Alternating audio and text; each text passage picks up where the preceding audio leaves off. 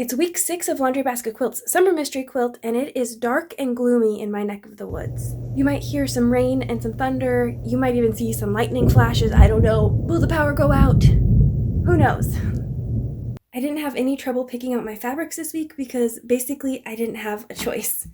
These are the 2 fabrics that I was sort of tired of and didn't want to use from last week. And then I have my background fabric I've been using, but I don't have enough to get all of my squares, so I'm bringing in a second background fabric.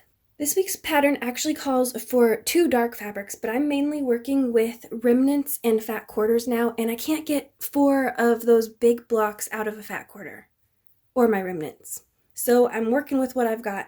These are actually my last 2 yardages, my last 2 yardage cuts that I haven't used yet.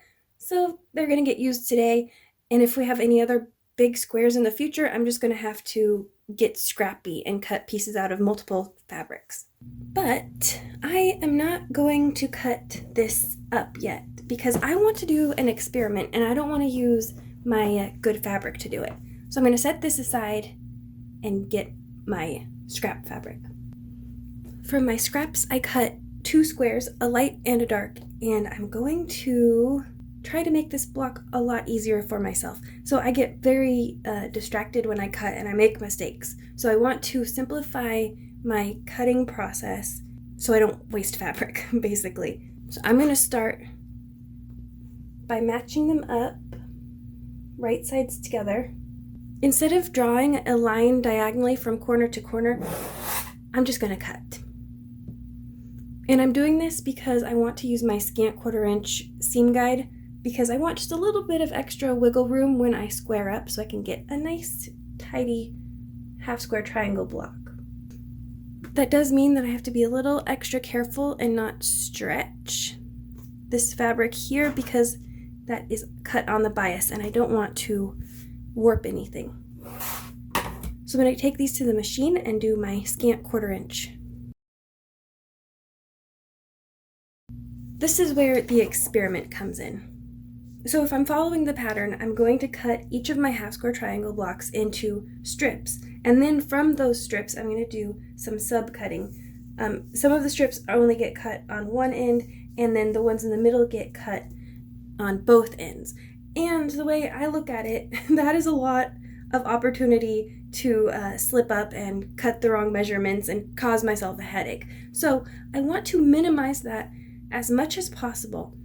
In order to do that, I'm going to try and see if I can just cut the little pieces off of the bottom of the strips and then sew the strips together and then square up. So I'll have some long strips graduating down into shorter strips, and in theory, I think it's going to work. I really do. But I didn't want to take the chance of it not working and wasting my fabric. So let's cut some strips. I forgot to mention that these are going to be mirror images, so you're going to have half of them going from the left down towards the right and some of them going from the left up towards the right. And they're going to be cut just a little bit different based on that slant. So keep an eye out for that. Okay, my strips are cut, and I'm going to keep this as a pattern and as a reference up here above where I'm cutting so I can refer back to it again and again and again. And just a reminder for new viewers, this is a free pattern and I have a link to it in my description below. It's provided by Laundry Basket Quilts. They're amazing. I totally recommend their mystery quilts. They're so much fun. And actually, I'm going to flip it like this to make it easier to cut. And maybe I'll flip my pattern too. So this one does not need to be cut. Okay, so this is what it's gonna look like after I've done just one side. And then the next step is to flip.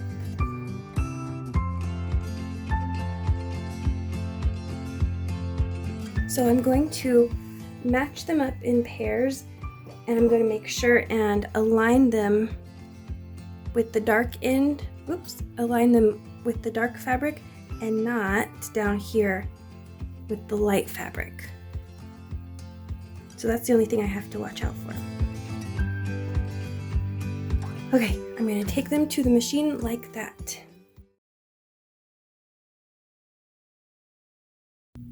Here we go.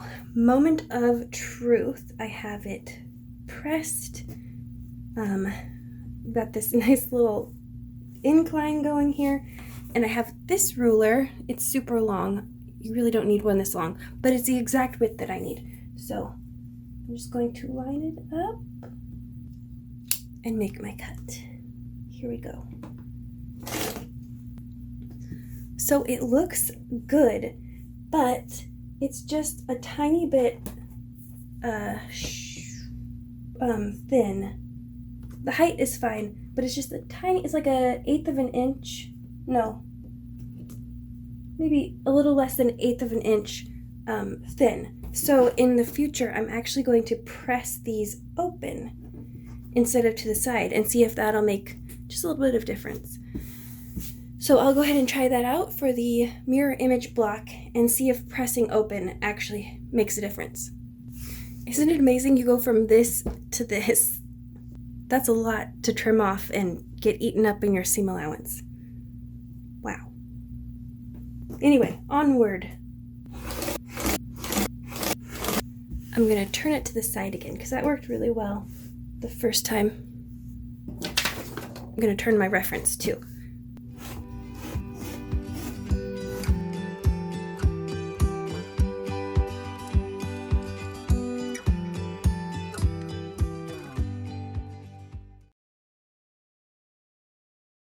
Okay, now let's measure. Ugh, it's still off by just 1/8 of an inch. So pressing it open did not help in this case. I did not save any fabric at all. So now I have to sort of diagnose the problem. The most obvious would be, is my 1/4 inch seam allowance accurate? And it is, it's dead on. I can measure based on this strip and where I started. I should have lost 1/2 an inch in the seam allowance, or I can turn it over and measure from the seam to the edge of the fabric that has been folded over. So I'm looking right here, and that is 1/4 inch. So it's not my 1/4 inch seam allowance. That's not off. So my next guess is that I did not trim my initial half square triangle block accurately enough. So I'm going to keep an eye on that for my actual blocks, and I'm glad that I made that mistake with this scrap fabric. But now I'm going to trim this down. Moving forward, I am definitely going to do it this way, just cutting on one side, sewing, and then squaring up. So much easier, so much less of these little one at a time pieces to cut off. I'd much rather cut this than all of this. But I am going to keep an eye on when I square up my half square triangles. That's going to make a big difference, hopefully. And maybe, in fact, I might cut them just a little bit big on purpose when I square up. But I'm not going to make you watch me do that.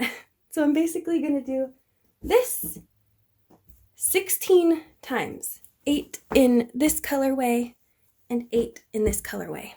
So let's go ahead and skip to those finished blocks. I don't know what it is about these blocks, but it is taking me forever to finish. I stayed up late last night and I only finished 10. I have 6 more to do, and I didn't even start on my mom's blocks, so I'm way behind. I finished just enough so that I could put together my mock-up, and since I have 2 very different colors going on, instead of 2 darks, I have a dark and a medium-ish. Oh, there goes my cat. Because I have 2 very different colors here, I got 2 very different looking mock-ups. Option 1 has the darker color in the center, and option 2 has the lighter color in the center. And I think I am leaning towards option 1. I think it's a little bit more dynamic, a little bit more interesting to look at. But I'd love to know what you think in the comments below. Do you like option 1 or do you like option 2?